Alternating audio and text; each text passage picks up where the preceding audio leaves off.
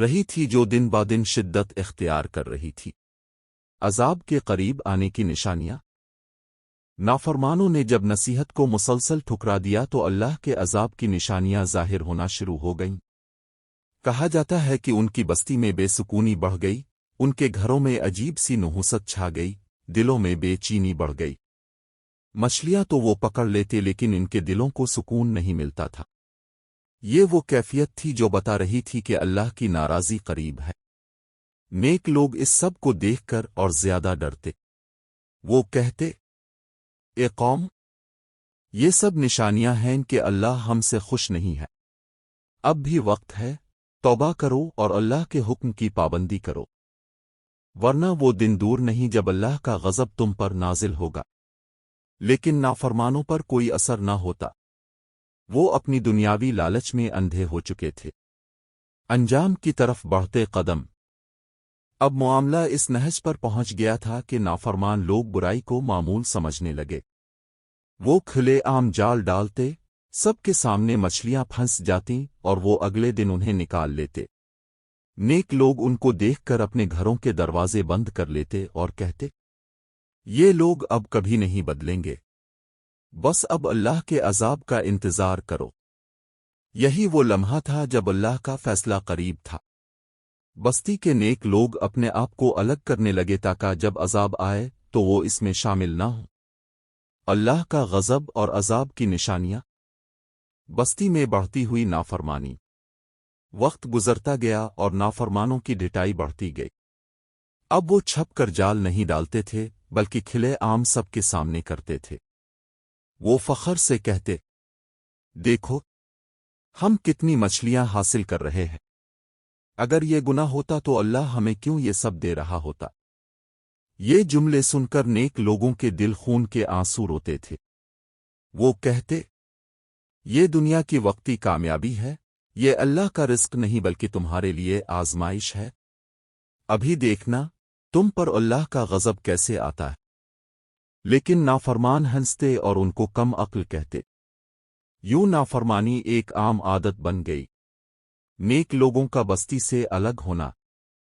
جب نیک لوگوں نے دیکھا کہ اب ان کی نصیحت کا کوئی فائدہ نہیں تو انہوں نے اپنے آپ کو بستی کے باقی لوگوں سے الگ کر لیا۔ انہوں نے اپنی دیواروں کے اندر رہنا شروع کیا اور کہا، ہم اب تمہارے ساتھ نہیں رہیں گے، تم پر اللہ کا عذاب آنے والا ہے، اگر ہم تمہارے قریب رہے تو ہمیں بھی نقصان پہ پہنچے گا۔ یوں نیک لوگ اپنے گھروں میں عبادت کرنے لگے اور بستی کے گناہگار اپنی دنیاوی لالچ میں مزید ڈوب گئے۔ عذاب کی ابتدائی نشانیاں۔ نافرمانوں کی زندگی بظاہر خوشحال نظر آتی تھی، لیکن حقیقت میں ان پر ایک عجیب سی نحوست چھا گئی تھی۔ ان کے دلوں سے سکون چھن گیا تھا، گھروں میں برکت ختم ہو گئی تھی، رشتے خراب ہونے لگے تھے، ہر وقت جھگڑے اور بے چینی ان کے ساتھ تھی۔ یہ سب اللہ کے غضب کی ابتدائی نشانیاں تھیں۔ لیکن چونکہ ان کے دل سخت ہو چکے تھے، اس لیے یہ سب دیکھ کر بھی انہوں نے کوئی سبق نہ سیکھا۔ الٹا وہ کہتے، یہ سب وقتی پریشانیاں ہیں، یہ اللہ کی طرف سے عذاب نہیں۔ وہ رات جب فیصلہ ہوا، پھر ایک رات آئی جب اللہ تعالیٰ کا فیصلہ صادر ہوا۔ بستی کے نافرمان سکون سے اپنے گھروں میں سوئے ہوئے تھے۔ انہیں خبر تک نہ تھی کہ ان کی زندگی کا سب سے بڑا امتحان ان پر آ چکا ہے۔ رات کے اندھیرے میں اللہ کا عذاب نازل ہوا۔ ایک ایسی تبدیلی آئی کہ جس نے پوری بستی کو ہلا کر رکھ دیا۔ صبح کا منظر۔ جب صبح ہوئی تو نیک لوگ اپنے گھروں سے نکلے۔ انہوں نے سوچا کہ دیکھیں آج یہ نافرمان کیا کر رہے ہیں، لیکن جو منظر ان کی آنکھوں کے سامنے آیا وہ لرزہ خیز اور خوفناک تھا۔ بستی کے نافرمان انسان نہیں رہے تھے، اللہ نے ان کی شکلیں مسخ کر کے انہیں بندر بنا دیا تھا۔ ان کے جسم تو وہی تھے لیکن چہرے بندروں کے ہو گئے تھے۔ ان کی آنکھوں میں پچھتاوے کے آنسو تھے۔ وہ اپنے رشتہ داروں کے گھروں کی طرف بھاگتے، دروازے پر کھڑے ہو کر چیختے، روتے، لیکن ان کی زبان سے کوئی انسانی بات نہیں نکلتی تھی، صرف چیخنے اور کڑکنے کی آوازیں آتی تھیں۔ نیک لوگ یہ منظر دیکھ کر لرز گئے۔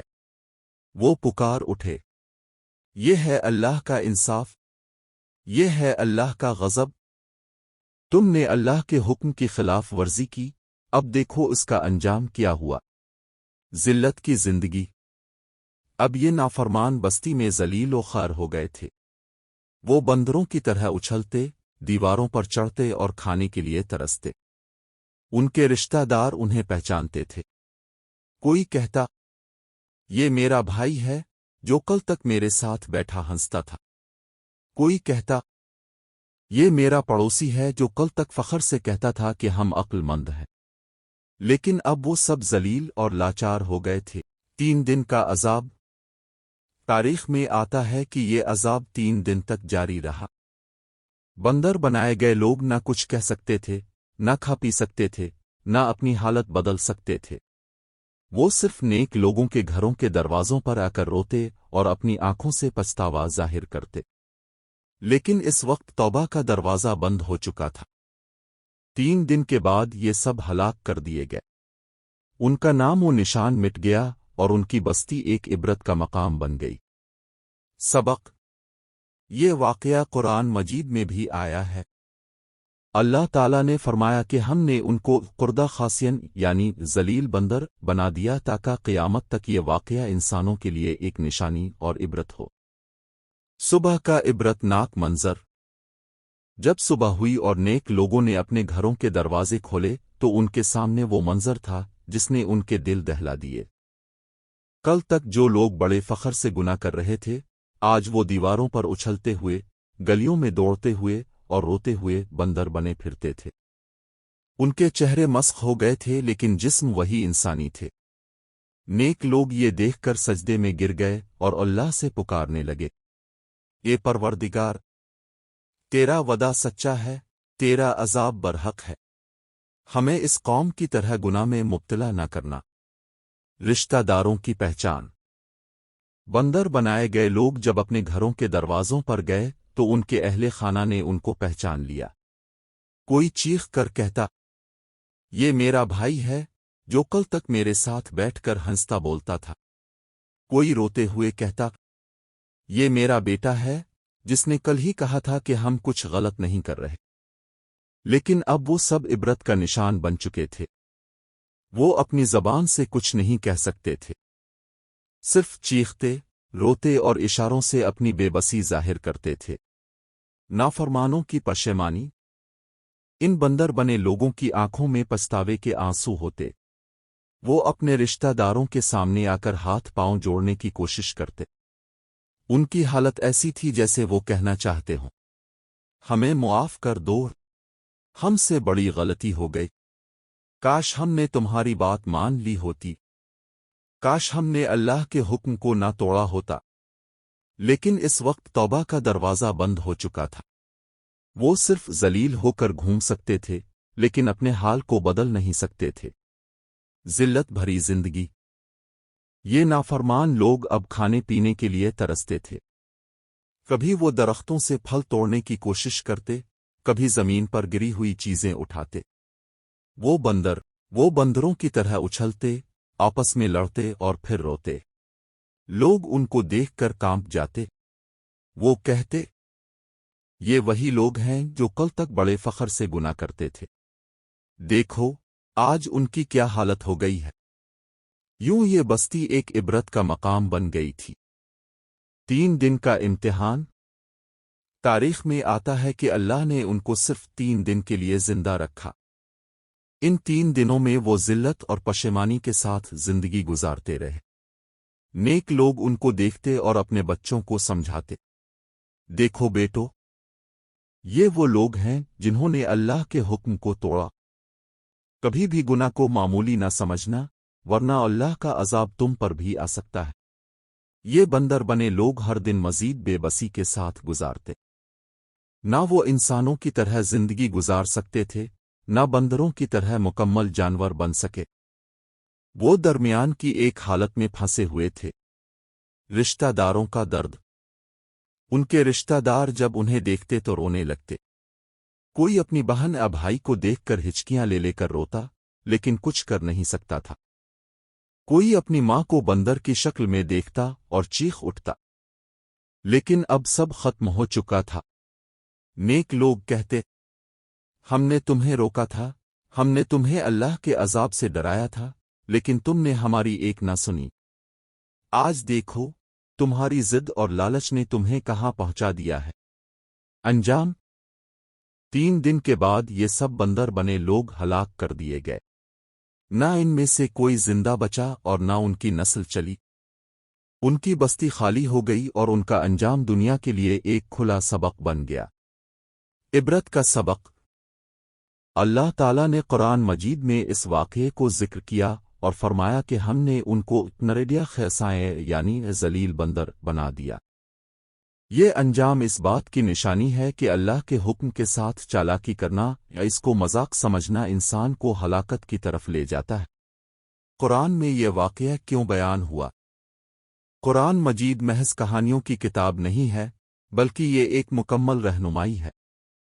جب اللہ نے حضرت دیاد کی قوم کے اس انجام کو ذکر کیا تو مقصد یہ تھا کہ آنے والی نسلیں عبرت پکڑیں۔ اللہ تعالیٰ سورۃ البقرہ اور سورۃ الاعراف میں فرماتا ہے کہ تمہیں ان لوگوں کے بارے میں معلوم ہے جنہوں نے ہفتے کے دن کے بارے میں حکم توڑا، تو ہم نے ان سے کہا کہ ذلیل بندر بن جاؤ۔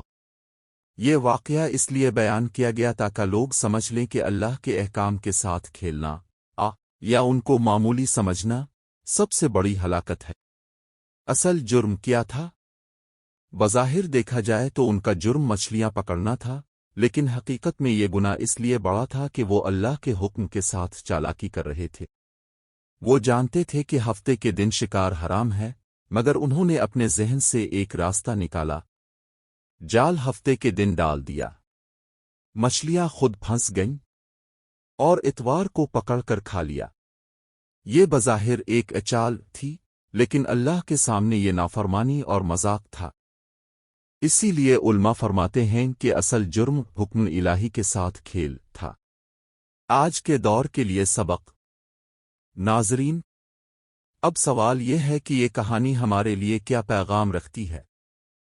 کیا ہم بھی اللہ کے حکم کے ساتھ کھیلتے ہیں؟ کیا ہم بھی دین میں چالاکی دکھانے کی کوشش کرتے ہیں؟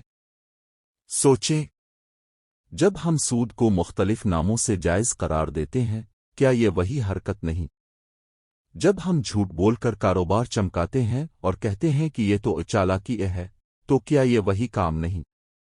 جب ہم اللہ کے واضح حکم کو توڑتے ہیں لیکن بہانے بنا کر اپنے آپ کو مطمئن کرتے ہیں، تو کیا یہ وہی نافرمانی نہیں ہے؟ یہ واقعہ ہمیں یہی سمجھاتا ہے کہ اللہ کے حکم کے ساتھ چالاکی انسان کو ذلت میں لے جاتی ہے۔ عبرت ناک انجام کی حکمت۔ اللہ نے ان نافرمانوں کو بندر بنا کر یہ واضح کیا کہ جب انسان اپنی اصل عزت کھو دیتا ہے تو وہ جانور سے بھی بدتر ہو جاتا ہے۔ جانور گناہ نہیں کرتا، لیکن انسان جب جان بوجھ کر گناہ کرتا ہے تو اس کا انجام زیادہ سخت ہوتا ہے۔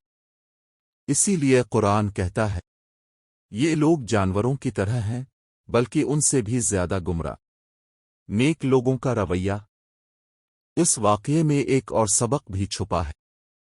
جب نافرمان بندر بن گئے تو ان کے اپنے رشتہ داروں نے ان کو دیکھ کر رونا شروع کیا، مگر نیک لوگوں نے صاف کہہ دیا، ہم نے تمہیں سمجھایا تھا، لیکن تم نے ہماری بات کو مذاق بنایا۔ اس کا مطلب ہے کہ نیک لوگوں کی ذمہ داری ہے کہ وہ برائی کو روکیں۔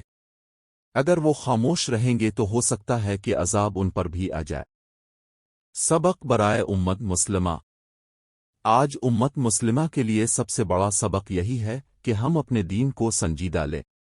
ہم نماز کو معمولی نہ سمجھیں۔ ہم رزق حلال کو چھوڑ کر حرام کمائی کی طرف نہ جائیں۔ ہم دین کو اپنی خواہشات کے مطابق نہ ڈھالیں، بلکہ اپنی خواہشات کو دین کے مطابق ڈھالیں۔